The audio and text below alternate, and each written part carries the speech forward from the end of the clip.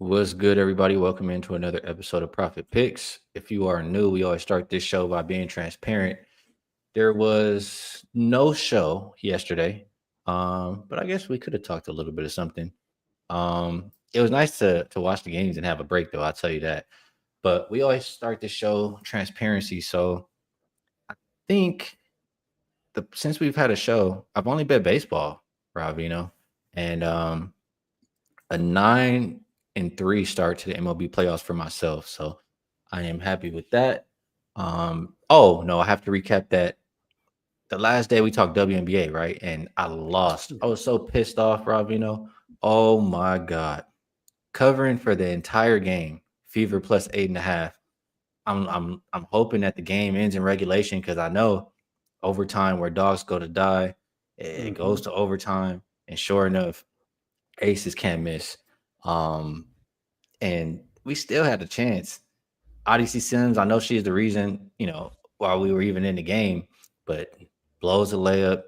Then with 5 seconds left, down 7, just fouls, kills the cover in overtime. I was so hot about that. But WNBA has been still good. Won 10 out of 13 in the WNBA playoffs after that bad one. So Vino, good to be back with you here today.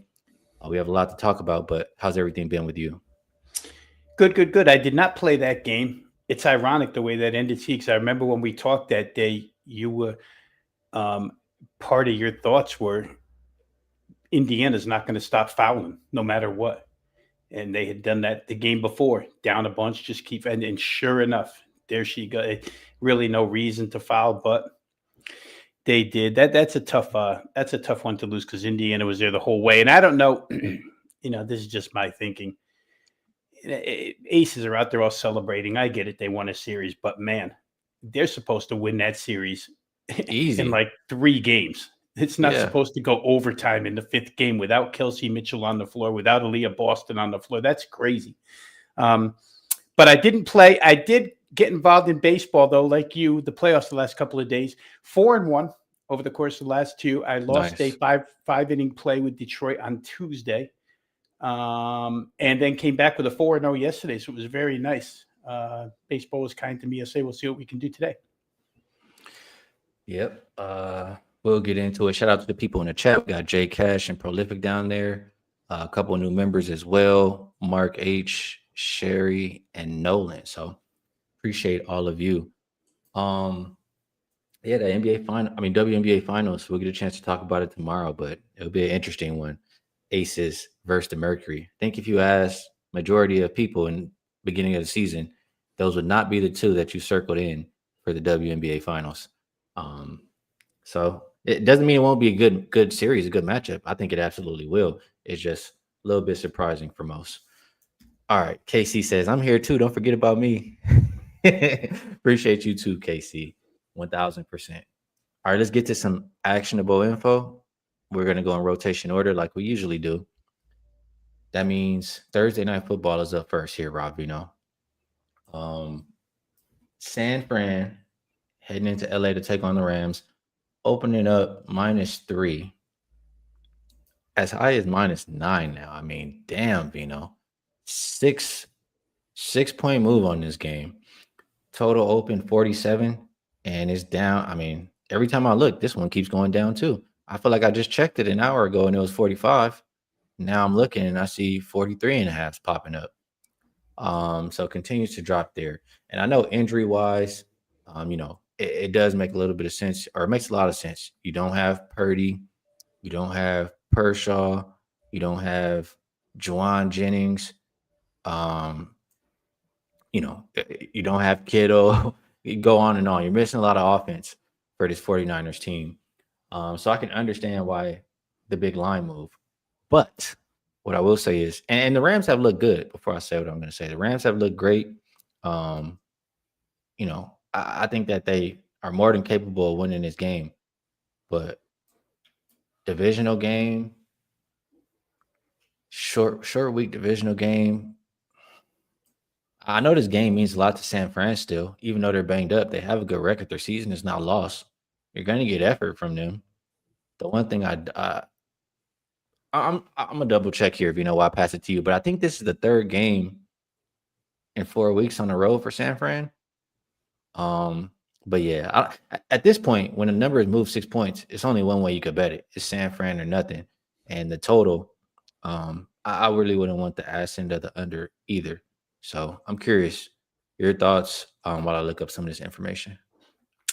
Yeah, it is a full game. It's hard, Ski, at this point in time, right? You're asking LA to win by 10. Not that they can't, not that we can't see 23-13, 27-17, something like that. But it's very, very difficult against, if you're San Francisco, what's been good all season long, let's face it, they've been hindered by injuries on the offensive side all year. Ever since the Seattle game to start the season, they went in a little bit shorthanded. They lost George Kittle during that game. I think they lost Juwan Jennings during that game. And for most of this season, they've either been taking the field with a backup quarterback and Christian McCaffrey and maybe one receiver. Here, it's Mac Jones, Christian McCaffrey, and no receivers. So offensively, it's going to be difficult, but their defense has held up throughout each and every game that they've played so far. I mean, the 49ers D has not given up more than 21 points in any game.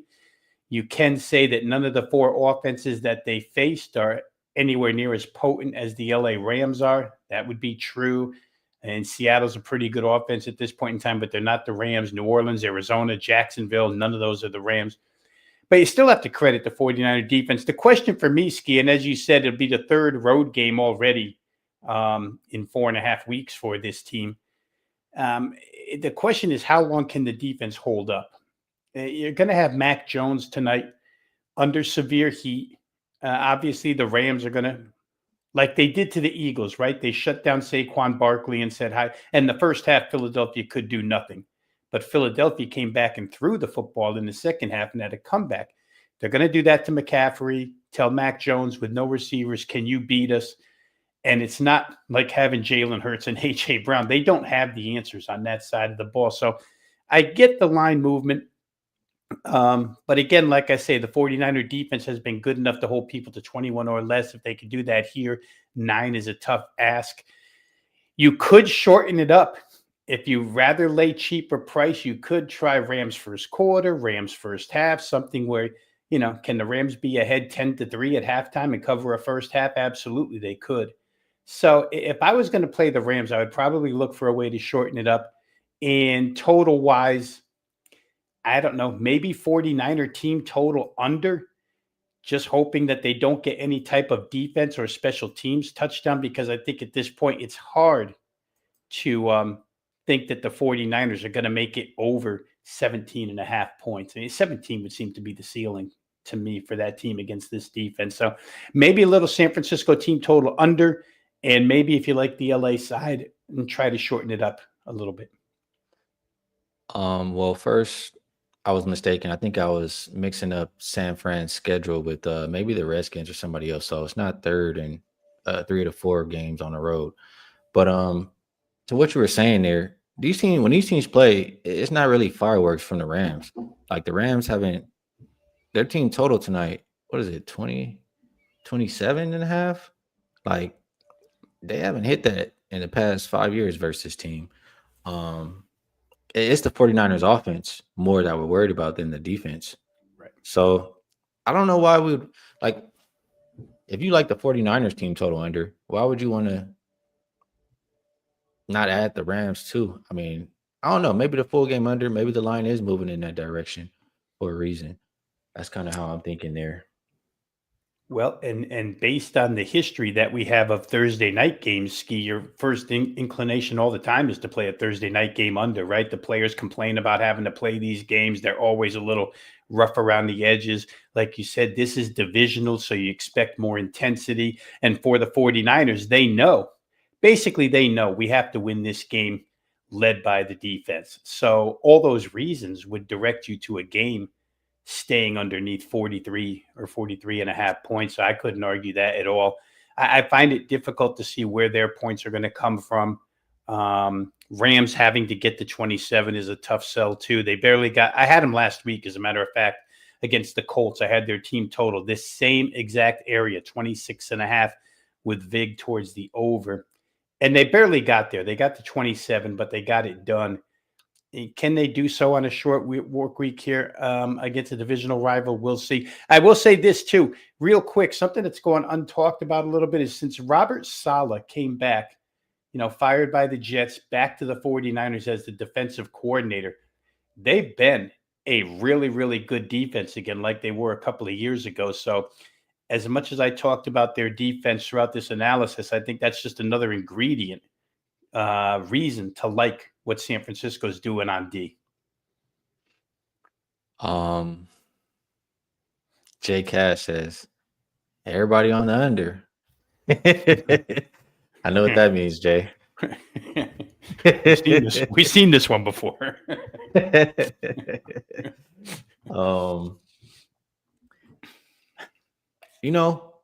more I think about this game, if you like the Rams, the only way you could bet them is to tease them the way like Mark did and put them with somebody after his number is ballooned.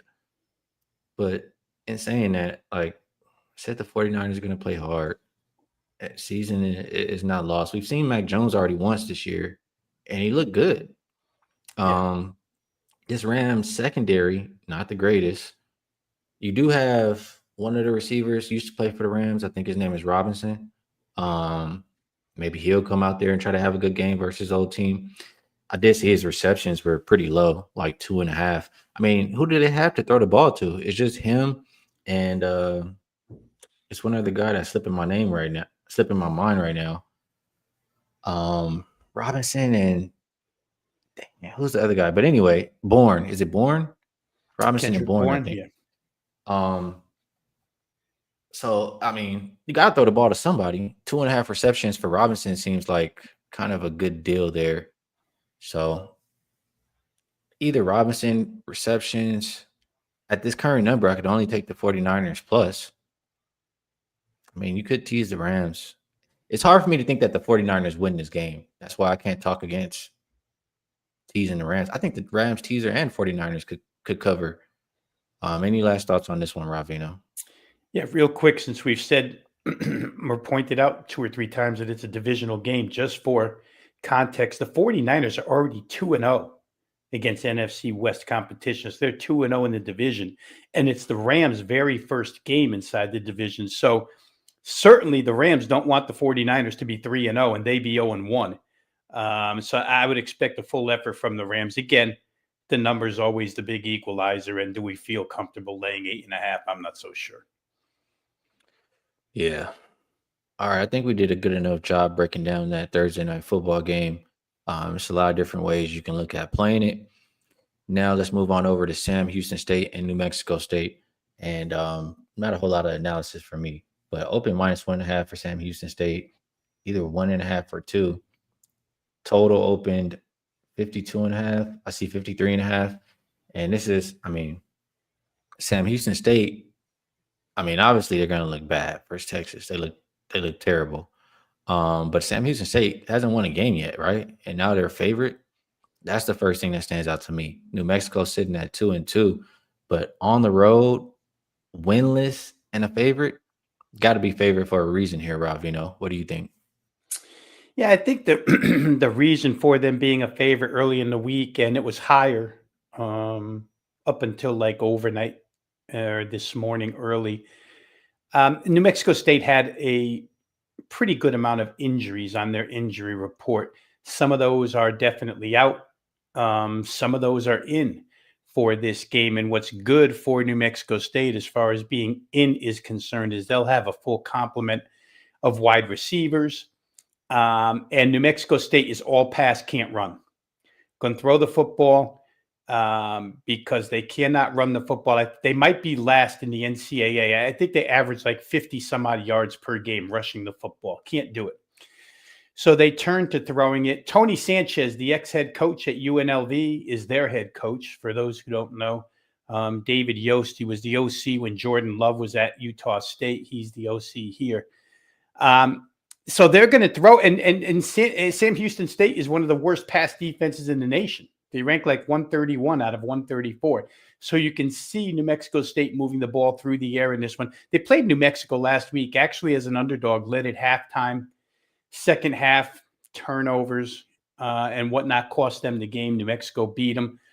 They have shown to be a little bit better defensively than Sam Houston. Again, we're splitting hairs here because neither one of these teams is good. Let me just preface it by saying that neither one is good. But I think if you're looking for the lesser of two evils here, it might be New Mexico State, because on the Sam Houston State side, not only don't they match up their defensive weakness against New Mexico State's offensive strength, but it's a team that was kind of left in limbo when the head coach, Casey Keeler, left for Temple. He took his coaching staff, he took his players, and Phil Longo, longtime offensive coordinator, head coach Phil Longo, moved in to become the head coach and installs an air raid. And they weren't an air raid team. So you've got personnel here that doesn't match the system. And that's why it's been so sporadic for Sam Houston offensively. I don't know that they get it right, Skee. I think one of the big equalizers here, and maybe why a lot of people played Sam Houston, is because Sam Houston is in off a bye week. So they've had 2 weeks to get ready while the other team is in off of just 4 days worth of rest. A lot of times people will play that automatically, the rested team. I don't know if I could agree with it. Probably the dog side for me, the home dog, just because I'm so much more of a fundamental matchup guy. It seems to me that Sam Houston will be hard pressed to stop New Mexico State from scoring here. And New Mexico State, for what it's worth, if you consider, and I know everybody grades these things differently, explosive plays, some say 20 plus yards, some say 30 plus yards, but New Mexico State had like 6 explosive plays, pass plays over 20 yards last week against New Mexico, a much better team. So I think you'll get offense out of that side. What we get out of Sam Houston, I'm just not sure. Interesting. So you don't think they should be? I don't. You don't think they should be favored? No, I think they're favored because of the scheduling spot and because the New Mexico State injury list was what it was early in the week. And that makes sense. I mean, I can understand that. So I was looking up queries. Some stuff does support Sam Houston's side, but I can understand what Rob Veno was saying. And from what I saw from Sam Houston State, they look terrible. So it's hard to go put your money down on them anyway. This query does say over though as well. So pretty much what I'm looking at is just winless road favorites, winless short road favorites. Short meaning 2 or less versus an opponent who has won a game. They are 13-5 straight up, 6-2 to the over. That says Sam Houston State and over. But again, just trends and numbers. Every situation is a little bit different. Rob thinks that they're just favored because injuries and schedule situations. So good stuff on this one. I think we can move it on over to the diamond a little bit here. And that means first game up is going to be 909, 910. Let me make sure I get that up here on this screen as well. 909, 910. Detroit and Cleveland for game 3. Flaherty versus Saccone. This total didn't move. We get a 7 here. All right, so I mean, if you watch the show that I did, what was it, 2 days ago? You guys know that I did not bet the entirety of the season. I do bet the playoffs religiously, and just kind of picking up and reading how some of these guys have been doing. But from watching these playoff games, I do think in these game 3s, like in general, the theme for all of them, like I don't know how much I want to trust these bullpens. Some, a little more untrustworthy than others, but I just think that a lot of arms have been used. And if I want to back, like for example, if I think Flaherty's the stronger guy, I'm just gonna do a first 5. So for me, that is how I feel a little bit about this one. And these are just thoughts or leans that I need to research a little more. I would want to back Flaherty in this one, and probably. And as I'm saying this, these guys are going to have short leashes too. So I don't know. Oh, in this game, I was trying to get there with an under or maybe Detroit first 5, but we don't have the wind blowing in like we did yesterday, and I'm just a little hesitant. 2 teams that don't really hit very well, but Cleveland kind of exploded with a little bit they did have yesterday. I'm hesitant. Yesterday and the day before, I felt a lot stronger. Today, I got to talk it out and think about it a little bit more. So I'm curious, do you have an opinion on Tigers and Guardians? Well, the one thing I'll say right off the bat is in all three of these games, Skee, just a general thought on all three of these games being game 3, which is equivalent to game 7 of a 7-game series. Where pitching is concerned, it's all hands on deck, right? Obviously, Detroit can't pitch Tariq Skubal. He just had 14 Ks 2 days ago. But you get what I'm saying. Everybody that's on that playoff roster, whether it be starters that didn't get a start in this series or whatever, everybody's on deck here. So pitching, sometimes when you look at the starting pitching matchup, can be a little bit misleading because, like you say, there's short leashes and there's plenty of arms to go around. Now, to that point, you did talk about the way these bullpens have been used. They've been close games. A lot of pitchers used, a lot of pitches thrown. Sometimes when you throw these guys back to back, in some cases back to back to back, they don't have it in that third game or in that second of back to back games, depending on pitch count. So to make under over cases becomes kind of tough. What I would say is this: Ciccone, ex-Diamondback, now Cleveland Indian, has been really good against the Tigers this year. 2 starts, both 6-inning starts, 12 innings, only 11 hits allowed, and a 2.25 ERA. It's a little better than what Jack Flaherty has done against the Indians this year. And in fact, Jack Flaherty had a couple of starts in September against this team. One pretty good, 5 1/3, only 1 run allowed. The other one not as good, 4 and change and 3 earned runs allowed. But Flaherty has the playoff experience. Ciccone's never stepped on the hill to pitch a decisive game in a playoff series. So you have that going too.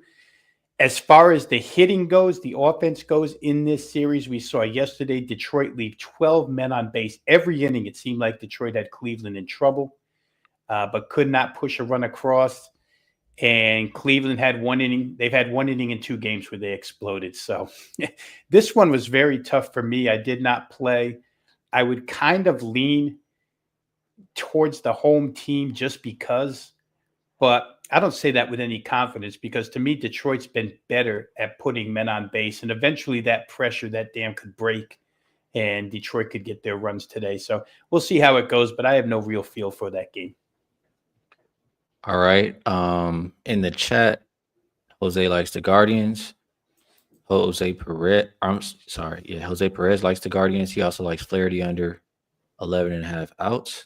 Mark likes that Cleveland first 5, and he thinks Flaherty's not going to make it very far in there. It says under 12.5 outs.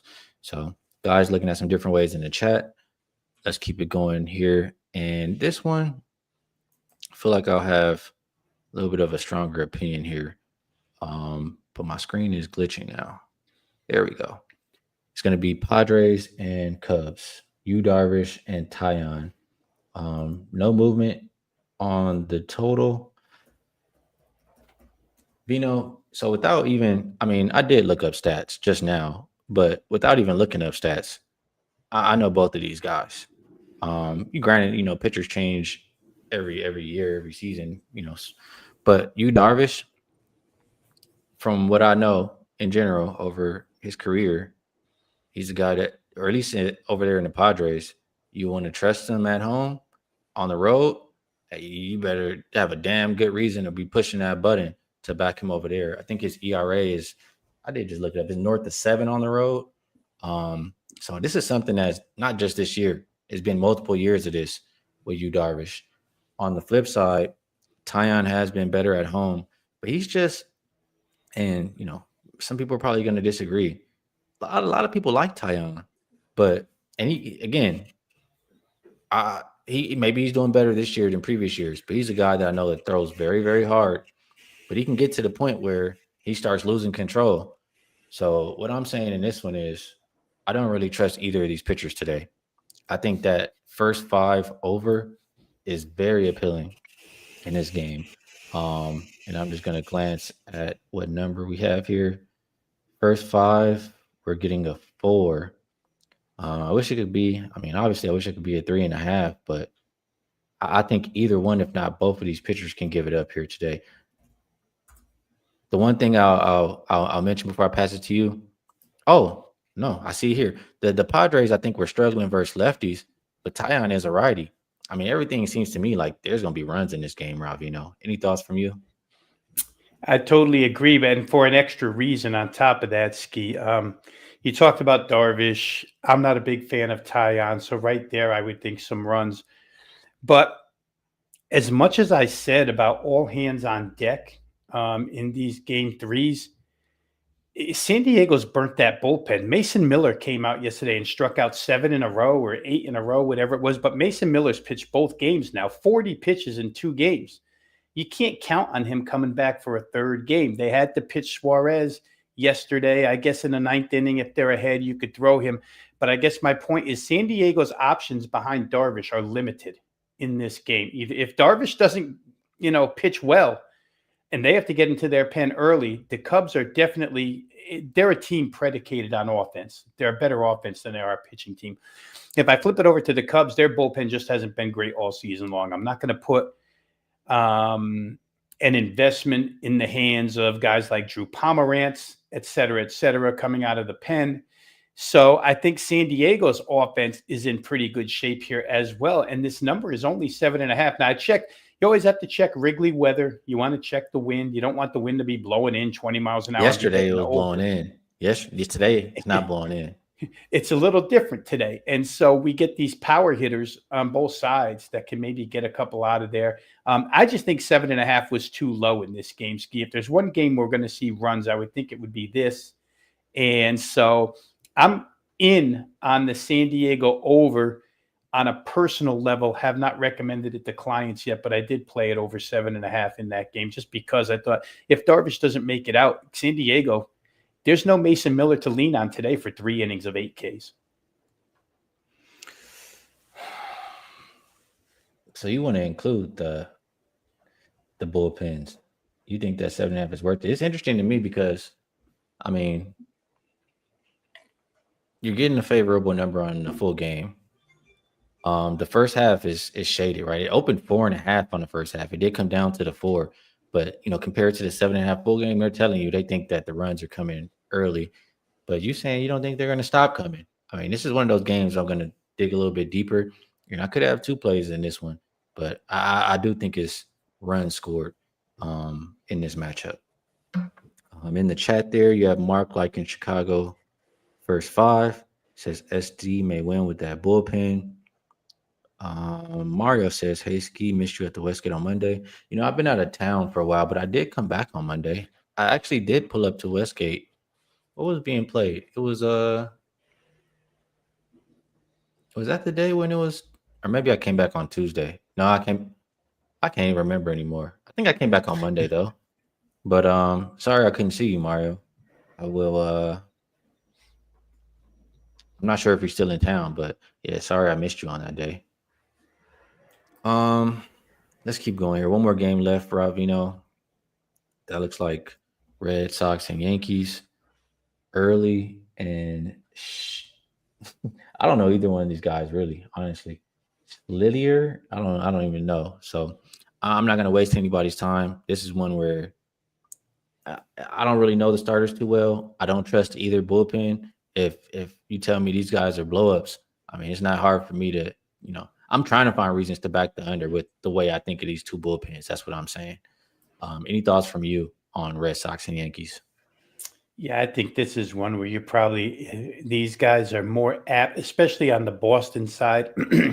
I think you're more apt to see kind of opener type usage. Boston's going to try and piecemeal this thing together. They did have to waste Garrett Whitlock yesterday in that game. So that's a shame for them because he's one of their better bullpen arms. But I think in the case of Boston, and let's face it, Cora is a pretty sharp manager. But I could see something like Boston going righty, lefty, righty, lefty, righty, lefty, trying to make the Yankees adjust every couple of innings to what they're throwing out there at them. For the Yanks, in this case, they've got the better starter. I mean, Schittler has been he's performed pretty good in a couple of instances this year. So, but again, you always worry about the pressure of this game for guys that have never been on the mound for anything like this, Skee, and he's never been on the hill for a game in front of home fans that, are quick to boo in Yankee Stadium. It's a lot of pressure for a young guy. So to me, I thought maybe the price was a little bit too high here. Boston's getting an awful lot. You can take it upwards of $1.40 with them and what's kind of a coin flip pitching matchup. I will say this for Boston, you can go to Aroldis Chapman again. He loaded the bases in game one, right, with no outs in the ninth and came back, strikeout, weak flyout, strikeout. So you do have a nice closer built in here. I didn't bet it, but if I was going to bet it, I would probably try the underdog side here. I don't think Boston's phased in any way, shape, or form by venue. And I will say that in games like this, a lot of times the team that can do the little things offensively winds up winning because they can create a run. The Yankees are kind of like home run or bust, where Boston, Alex Cora, they'll work guys around the bases. They'll steal a base. They'll sacrifice a guy. They'll hit a sac fly or get an RBI ground out. I would rather be on that side here with Boston plus price. I wouldn't want to lay the big price with the Yankees. All right. There goes the MLB playoffs. Good stuff, Rob Veno. I think we did a pretty good job here. We've been on for a little bit over 31 minutes. Talked about Thursday night football. Talked about that college football game. We talked about the 3 MLB playoff games. So now, before we do move it over to, well, I don't really have anything to put up there. Weekend Warrior, I guess we just rock with that, right, Rob Veno? Mm-hmm. I know you've been doing really well in football in general. My top plays are undefeated this year. So in football, NFL. If you want to rock with either one of us, you can get every football play we release Saturday, Sunday, and Monday Night Football for only $49 with the Weekend Warrior promo. Outside of that, Rob Veno, I'm going to pass it to you for best bets. I'll ask you if there's anything else that you would like to promote. And if you have a best bet or you just want to share anything, feel free. If you don't, it's all good. Yeah, the Weekend Warrior is just a solid package. And I think that Wager Talk keeps running that special over and over and over again every single week is because it's been, the folks out there have been pretty receptive to it. $49, 3 days worth of football, Saturday, Sunday, Monday. Any 5% that might be released over those 3 days also included. 4-0 and 5% blue chip plays this year, 18-5 in the NFL the last 3 weeks. So good enough reason to maybe invest $49 if you are so inclined. Best bet here, Skee. I'll give you, we say an awful lot, and I know you had this happen to you last time, but we get caught in a quandary sometimes where we give out or we release pretty high-rated plays to clients, and it's just not fair to give them out for free here on the show when there's people paying for them. Tonight, I have a very lightly released play that I will give out for free here on this show, and that was the New Mexico State team total over 26.5 points. We talked about the reasons why they can only throw it. They throw it pretty well. The other team doesn't defend the pass whatsoever. So I think that New Mexico State, a team that had 17 at halftime last week against a better defense, probably gets to 27 here. So again, this is a client release. Like I say, a lesser client release, but nonetheless, we'll use that as the best bet for today. New Mexico State team total over 26.5. All right, good stuff. For myself, I just don't like to give bets that I haven't placed. But as of today, I don't have a bet in. If you want to get ahead of the game, I do have my WNBA play up for tomorrow. That's on my page. But what I'll do for best bets for the show right now, if I'm betting, and I could bet all of these, just like, yesterday or the day before, we talked about all the games. I didn't have the bets in on baseball, but I continued to do my research and I pushed the button. I'm just telling you the directions that I would be looking the most today. And that is that San Diego Cubs game, first 5 over. I'm going to double check that Cleveland and Detroit game. I got 40 minutes to see what I'm going to do with that, looking at the under. I think those two will be my preferred options. Thursday night football is so much to still do. At the current number, it's only one way to play it. But as far as best bets, I think it's probably that San Diego and Cubs first 5 over, full game over, one of the two. Mark, I haven't got into Euro League yet. I did see they started up, but just had a lot going on. Only so many hours in the day. Haven't had time. Vino, I appreciate you taking the time to come cap these games with us. It was my process. I know it helps everybody else out there. People in the chat. It's a lot of good cappers and just good people in general. I appreciate everybody coming through with the good vibes and just trying to help each other win. Everybody else out there, wherever you're watching, we appreciate you. We'll be live again tomorrow. We'll talk a little bit more NFL, maybe a little college. I mean, looks like we're talking about everything now, Rob Veno. Yeah. What are we not talking about now? We're branching out here. So, yeah, best of luck on all your action, and we will catch you guys again tomorrow.